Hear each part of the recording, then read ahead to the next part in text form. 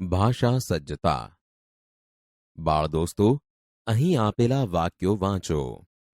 પહેલું વાક્ય છે, કવિ સુરેશ દલાલનું રાધા કૃષ્ણ વિષયક કાવ્ય મને ગમ્યું.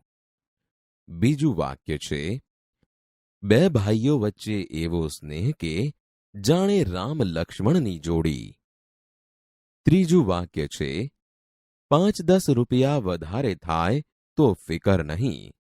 બાળ દોસ્તો, ઉપરના ત્રણેય વાક્યોમાં રાધા કૃષ્ણ, રામ લક્ષ્મણ અને 5-10 જેવા શબ્દોને ધ્યાનથી ચકાસો.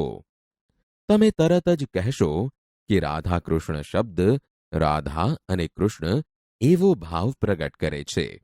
એવી જ રીતે રામ લક્ષ્મણ શબ્દ પણ રામ અને લક્ષ્મણ એવા બે શબ્દો જોડાઈને એક શબ્દ બન્યો છે. ત્રીજા વાક્યમાં પણ 5-10 શબ્દ 5 તેમજ 10 એવા બે શબ્દો જોડાઈને બન્યો છે.